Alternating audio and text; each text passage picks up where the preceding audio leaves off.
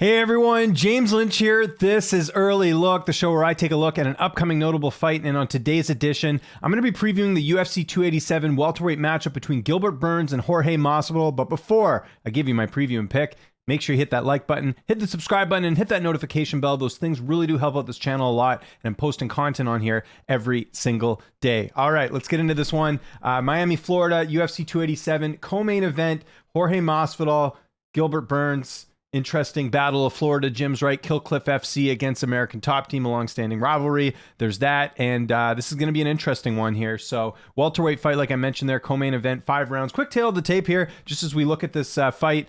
You've got Gilbert Burns, 21-5, Jorge Masvidal, 35-16, 36 years old for Burns, 38 years old for Masvidal, 5'10" to 5'11", 71-inch reach compared to 74. So just keep that in mind when looking at this matchup. And if you've never watched a show before, basically I'm going to go through a bunch of different stats, a bunch of different intangibles. It may or may not have an impact on how you decide to pick this fight, but I want to give you guys a bunch of different options when it comes to previewing and looking this fight. And like I said, at the end, I'll give you my pick and tell you about the odds a little bit. Okay, let's start first with Gilbert Burns, who is ranked higher. So we'll go with him first. You can see there, 21-5 record. He's got 6 knockouts, 9 submissions, and 6 decisions. He's currently the number 5 ranked welterweight. He is 36 years old. Like I mentioned there, 5'10" with the 71-inch reach. So in terms of him and Masvidal, if you look at it there, Gilbert Burns, a little bit younger here, as we can see here, 36 years old compared to 38.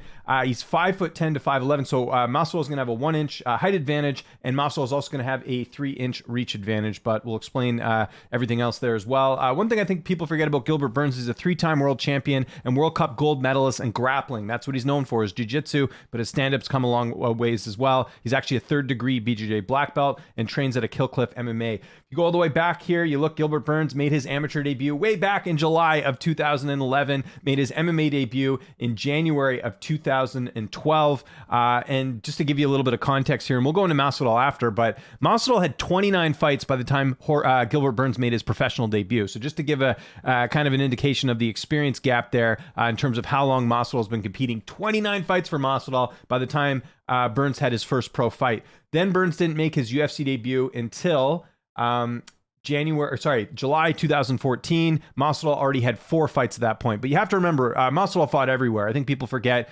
Bodog fights. He fought for Sengoku. He fought for Strikeforce. He fought for Bellator. He was in the Bellator tournament, which is crazy. So we'll go into that in a sec, but just wanted to give some context of how many more fights Masvidal has in his career. Now with Burns, he's had some pretty notable wins in his career. We'll go over those right now. You see there, Gunnar Nelson, Damian Maia as well. Tyron Woodley obviously was the fight that really kind of catapulted him to that title shot.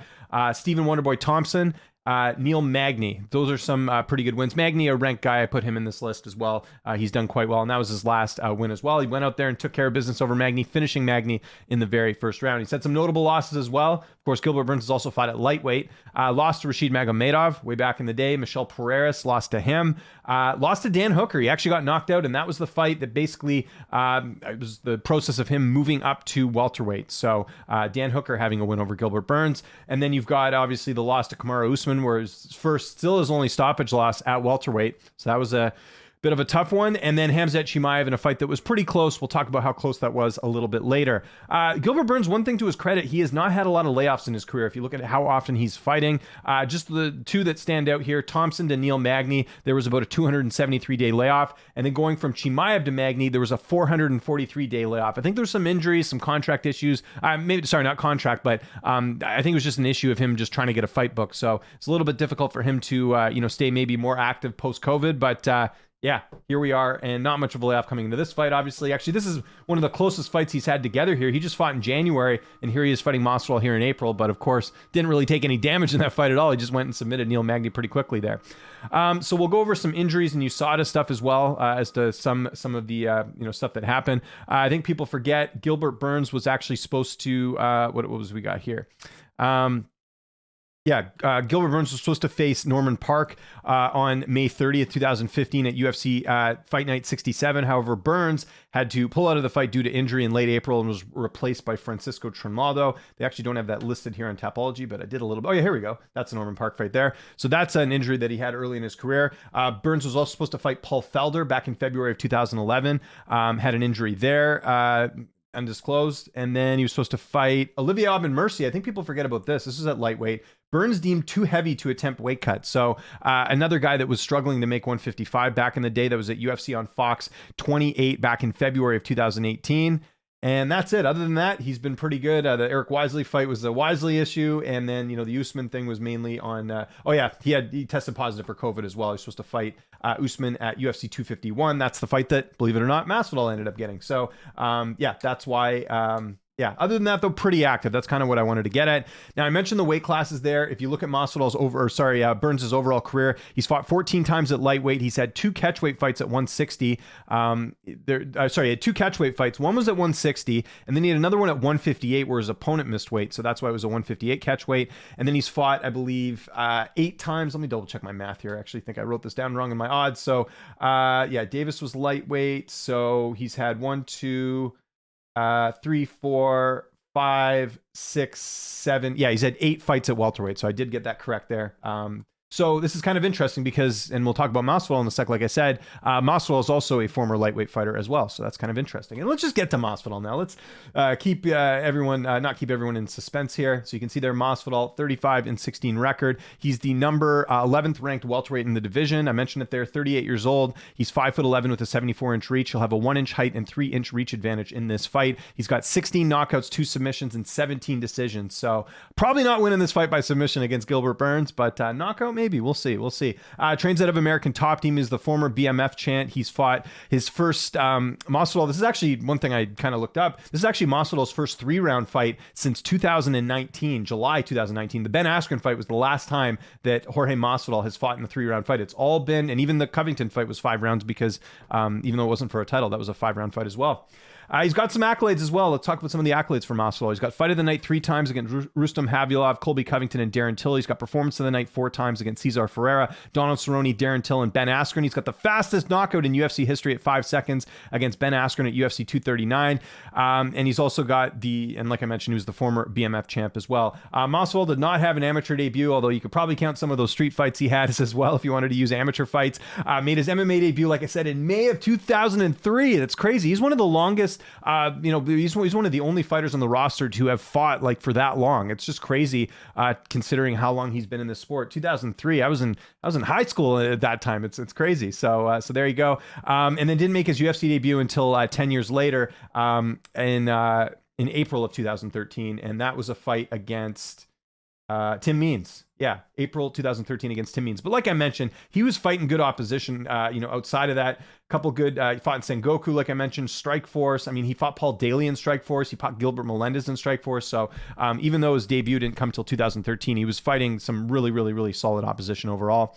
Jorge Masvidal's got a 12-9 UFC record. He's got 7 stoppage wins. Some notable wins that I wanted to point out. We'll talk about some of the lightweight ones as well. Michael Chiesa, that was a big win at the time. Chiesa was undefeated, so he handed him his first loss. Donald Cerrone, if you remember, that was a big fight for him as well. UFC on Fox 23, getting it done in the second round in that one. Darren Till, who can forget that knockout? That was great. Ben Askren, one of the greatest knockouts of all time, if not the greatest. And then Nate Diaz, stopping Nate in the third round, which is, I know it was a doctor stoppage, but still, Nate Diaz is a tough guy to finish, and that does count as a finish, even though the doctor stepped in. It's still a finish win, so that's still Nate's only stoppage loss at 170. So that's very impressive. He's got some losses though. We talked about the 9 there. We'll mention a few of them here as far as some of his notable losses. Rustam Havilov, obviously, kind of a known guy in that weight class. Ali Aquinta, that was a split decision loss. Benson Henderson, Lorenz Larkin, Damian Maia, Stephen Thompson, the 2 losses to Usman, and then most recently Colby Covington. So I went back and looked. As I mentioned that Masvidal is a former lightweight. So Masvidal's fought 23 times at welterweight. He's fought 2 catchweight fights. He's actually fought, 3 catchweight fights.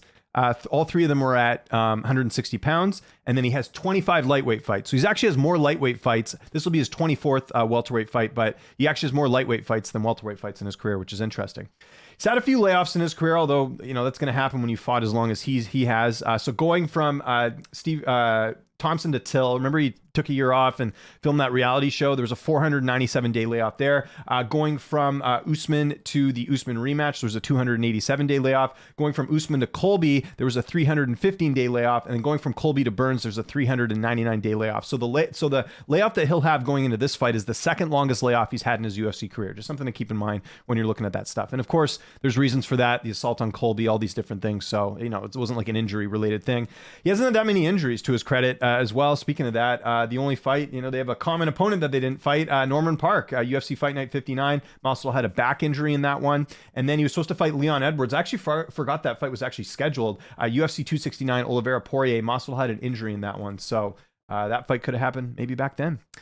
All right, let's get to the odds here, and you can see most books having Gilbert Burns as a big favorite here, minus 450. Some books having a minus 500. Bet Rivers having him at minus 530. Bet 365 having it at minus 552. I get it. If you're looking, I remember when this fight was announced, people were kind of, there's obviously Masvidal as a name, but people are kind of disappointed in a way because Burns sort of had an easier fight, if we're being honest, in his last fight against Neil Magny, right? He had the close fight with Chimaev, and then he had the obviously the and actually, I just remembered, I forgot to mention that Chimaev fight. Let's go look at the media scorecards for that one. Sorry, guys. I hate going backwards here, but just I wanted to get this in here because people call that fight with Chimaev very close. So if you look at it here, majority media did feel like Chimaev won. Again, it was not a slam dunk like Chimaev gets a finish type thing that some people were thinking was going to happen. So I think even with him losing that fight, and that, by the way, April 2022, UFC 273, I think that's a badge of honor to go the distance with Khamzat Chimaev, with considering, Chimaev's, we're seeing him fight at middleweight now, most likely. He's a big guy for the weight class. This guy has been a highlight reel, and Gilbert Burns made sure that didn't happen to him. So even though he lost that fight, that's still like a nice badge of honor to have to go the distance there. Just one media member scoring it for Gilbert Burns in that fight. So yeah, wanted to mention that just because that's, again, another reason why I think the odds are so high here. So back to the matchup itself. Like I said, there's people who are disappointed again that Burns is not fighting, say, like a Shavkat, and obviously they train together. That's the reason that's not happening. But looking at the rankings right now, like, or Colby or anyone, right? Like, so that's part of the reason why the odds are so spread wide. The other thing is, how is Masvidal going to win this fight, right? Gilbert Burns has been knocked out at welterweight. It was against Usman. I suppose there's a possibility of Masvidal getting the knockout win here. But if you look at Masvidal, typically, he doesn't have a ton of, well, actually I shouldn't say that. Most of his wins are actually by knockout, even at welterweight. But sorry, what I was going to get at is that if you look at a lot of the wins here, they're guys that are a little bit older, like Ellenberger's on his way out. Cerrone, we know, has been knocked out plenty of times. Ben Askren was just, Ben Askren did the worst thing he did. Masvidal did the best thing he did. Like he knew that Askren was going to shoot, and he landed the shot here. I always wonder if Masvidal doesn't land that knee, or if Askren decides just not to shoot right away, if that fight ends up differently. Because again, Masvidal, if you watch the Thompson fight, Thompson just took him down the whole time. Like, it wasn't really like, there's a way to beat him. Damian Maia, same thing, took him down and controlled him that way. So there is a path to victory against Jorge Masvidal, like we've seen time and time again. So I suppose there's a possibility of Masvidal knocking him out, but like you even saw against Colby, he wasn't really able to do much. And I kind of put Colby and Burns in the same category in terms of skill set and how good they are. And so if he wasn't able to, knock out Colby or have him in any danger, even rock Colby, because even Usman finished Colby, and Usman also has rocked Colby as well in both their fights. I think it kind of shows that I don't know if he'll be able to do the same thing against Gilbert Burns. Then you add in the fact that Gilbert Burns has got a really good ground game. Like, that's how he knew when he fought Neil Magny. He's like, look, I'm going to make this a short night. Magny's ground game, not very good. Magny's been submitted a handful of times. Burns just got it to the ground and took care of business here. So with this being a 3-round fight, I think that does change things a bit. I think the likelihood of this being a stoppage win is a little bit less. I think with Masvidal's experience, with the fact that this guy's been around, like I said, since 2003 in the pro ranks, fighting in the street fights even before that, I don't think we'll see Masvidal get finished and sort of, quickly finished like the Neil Magny fight. What I think is going to happen is I think Burns is going to dominate this fight. I do. I think he's better in the stand-up at this point. He's a little bit younger, not by much. Like I said, he's a 2-year age gap here, but I think that Burns, at welterweight has certainly looked really good. I think he'll win every round. He might get a finish, but I think if the finish happens, it's going to be a little bit later here. But even then, Masvidal, we've seen him go, have a lot of cardio and all that too. So I think the likely scenario here is Gilbert Burns is going to win a decision. I know people hate when I say decision, but I look at the fact that Masvidal is a pretty tough guy to take out, right? You look at the fact that it's a 3-round fight. there's a possibility of Burns, submitting him as well. I think that's another thing. Like I think Burns has the ability to knock him out. I think he has the ability to submit him as well. But I think Masvidal is durable enough and he's, veteran savvy enough that I don't see him getting finished here because, Burns takes him down. Masvidal's seen this before. He's fought guys that have good BJJ and guys that are, again, like Gilbert Burns is showing him something that he's already seen before in terms of skill set and all that. So that's why I think it's more likely Burns wins the decision here, but I think it will be dominant. I think he'll win every round. I don't think Masvidal will take this. Maybe Masvidal gets a shot in, that's about it, but I feel pretty confident outside of a bad Gilbert Burns weight cut that Gilbert Burns wins this fight. So my official pick for this fight is Gilbert Burns by decision. Looking at the odds here, I don't know. Do we have Burns by decision right now? Odds, I'm assuming we would. Fight goes that, yeah, so we don't really have odds for that, but maybe keep a lookout for the Burns by decision prop, just because, again, if this wasn't Masvidal, if this was a guy that had a few fights and maybe like a prospect, for example, I'd feel more inclined to take the Burns finish prop. But I think more likely than not, Burns just goes out there and gets, like I said, gets a decision win here. So that's what I'm going with. So I want to know what you guys think in the comment section below. Who are you picking? How do you think it gets it done? Any Masvidal backers here? I'd like to hear from you. Let's talk now. Don't come to me after the fight and say, I picked Masvidal. Let's hear from you now. I'll give you full credit if Masvidal ends up pulling this one off. But tell me how you think he's going to win. Don't just say, I think Masvidal is going to win because, he wants it more. That doesn't, that isn't good analysis here. I want to hear how you think he does it. Does he knock him out? Does he win a decision? Does he submit him? Probably not, because he's only got 2 submissions in his career. Let me know. And let's have a discussion about this. I love talking fights. I don't like trolls. I don't like people who, want to insult people's, opinions on fights and stuff. So let's do that. And the other thing in the comments, if you guys want to do that too, just let me know any other fights you want me to preview that are coming up. They don't even have to be main events. I really like listening to you guys and previewing, certain fights if there's interest there. So let me know.